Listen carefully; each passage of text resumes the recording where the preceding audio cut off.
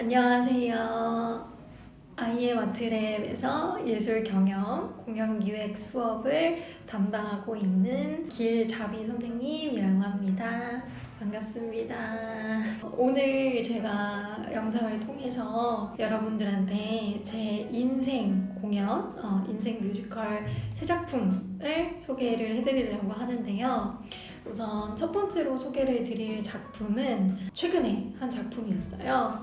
EMK에서 진행을 했었고 딤프에서도 공연이 됐었던 세종문화회관 S시어터에서 진행이 된 프리다라는 뮤지컬을 제가 정말 재밌게 봤고 저한테는 굉장히 좀 인생 작품으로 남았었던 뮤지컬이었는데, 워낙 제가 프리다 칼로라는 인물을 너무도 좋아하기도 하고 예술가의 일생을 소재로 한 뮤지컬들을 원래부터 좀 많이 좋아하기는 했었어요.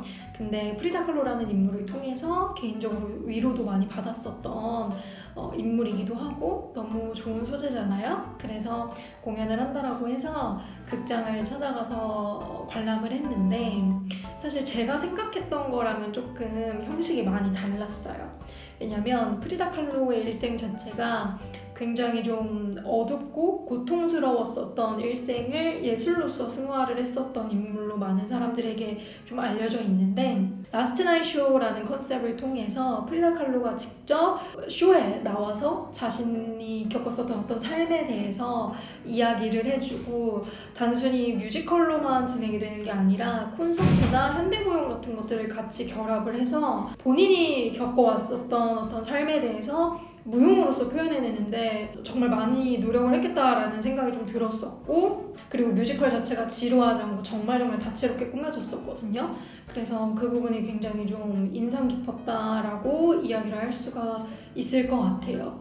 그래서 사실 4명의 여성의 배우들이 극을 끌어감에 있어서 전혀 사실 부족할 게 없었고, 그 4명의 배우들의 에너지를 온몸으로 느낄 수 있었던 작품이에요. 그리고 무대 디자인이나 밴드 세션 이런 것들도 굉장히 인상이 깊었는데, 무대 디자인 같은 경우는 한쪽에 그 심장을 표현하는 듯한 그 무대 디자인으로 표현이 됐었거든요. 그래서 프리다 칼로의 부서진 어떤 자신을 표현을 하는 것 같기도 했었고, 그리고 프리다 칼로가 일생에서 절대 빼놓을 수 없었던 사랑이라는 주제에 대해서도 간접적으로 조금 표현을 하는 것 같아서 연출도 너무 좋았고, 그리고 배우들도 너무너무 최고였던 공연이었어요. 그래서 실제로 학생들한테도 굉장히 많이 추천을 해줬었고, 그리고 수업에서도 프리다 칼로라는 인물을 다뤄보기도 하기 때문에 어느 정도 프리다 칼로의 일생에 대해서 알고 공연을 보셨다면 훨씬 더 재밌게 볼 수 있는 작품이라고 이야기를 할 수 있을 것 같아요.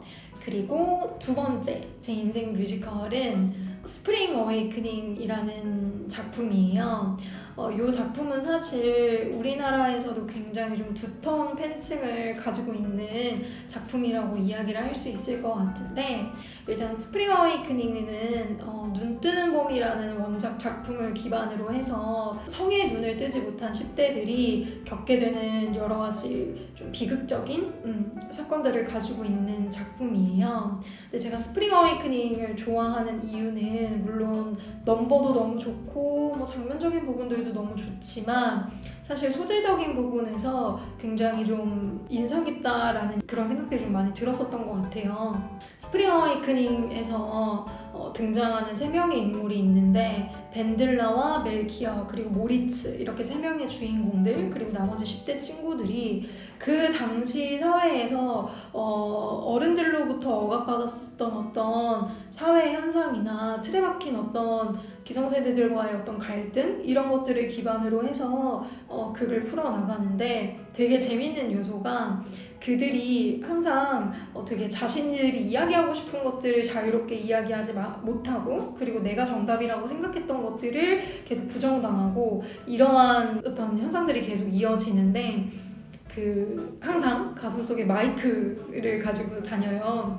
그래서 그 마이크를 꺼내서 넘버를 부를 때만큼은 자신들이 이야기하고 싶었던 그 안에 분출되지 못했었던 어떤 자유의 목소리, 욕망에 대한 목소리, 자유에 대해서 갈망하는 인물들의 그런 모습들을 되게 적나라하고 엄청 시원하게 내지르는 그런 장면들이 굉장히 많은데, 어떻게 보면 작품 자체는 10대들에 대한 이야기를 하고 있긴 하지만 결코 10대들만의 이야기는 아니라고 생각을 해요. 그래서 모두가 공감하고 너무나도 재밌게 볼 수 있는 작품이라고 생각을 해서 제 인생 뮤지컬이라고 이야기를 할 수가 있을 것 같아요.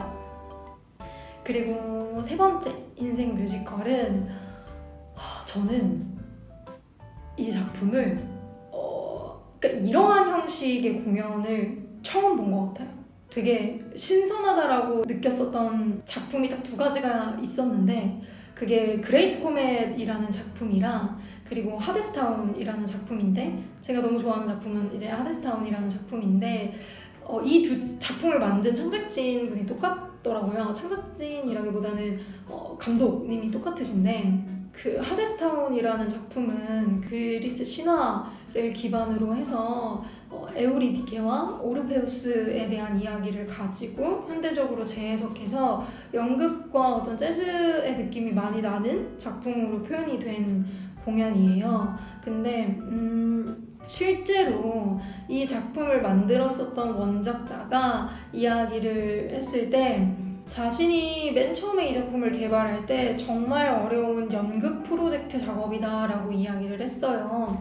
그래서 이 뮤지컬을 보시는 분들을 알겠지만, 기존의 대극장에서 진행을 하던 라이선스 뮤지컬 느낌이라기보다는 좀 연극 같은 느낌이 저한테는 굉장히 강했어요. 그래서 연극에 조금 가까운 작품이라고 이야기를 할 수 있을 것 같고, 이 작품이 사실 저한테 크게 와닿았던 이유는 뭐였냐면, 사실 기존의 대극장에서 많이 하는 작품들을 보면 무대가 좀 전환도 많고, 그리고 배우들이 움직이는 동선들도 크고, 그런 것들이 기본적이다라고 이야기를 할 수가 있는데, 사실 하데스타운이라는 작품에서는 그렇게 큰 무대 전환도 없고 그냥 오로지 배우들과 음악으로 이 극을 끌고 가는 어떤 형식을 가지고 있어요.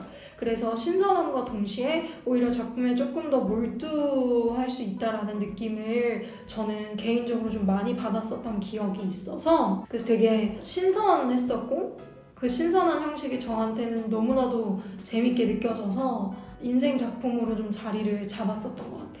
그래서 사실 서울에서 공연을 했을 때 별 기대 없이 브로드웨이에서 좀 흥행을 했었던 작품이라고도 하고 해서 그냥 되게 다른 라이선스 작품들이랑 비슷하겠다라는 생각을 가지고 공연을 관람했었는데, 너무 신선한 소재로 형식으로 공연이 돼서 정말 재밌게 봤었던 기억이 납니다.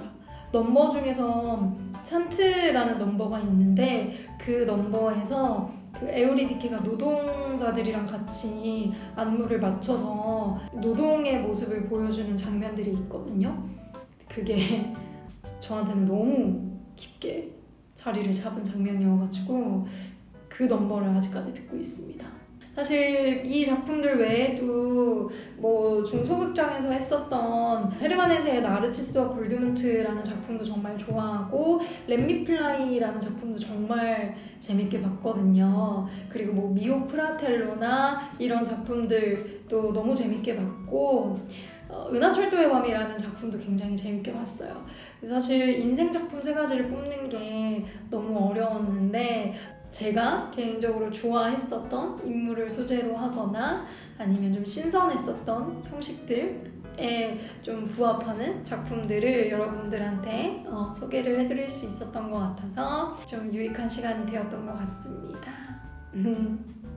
감사합니다.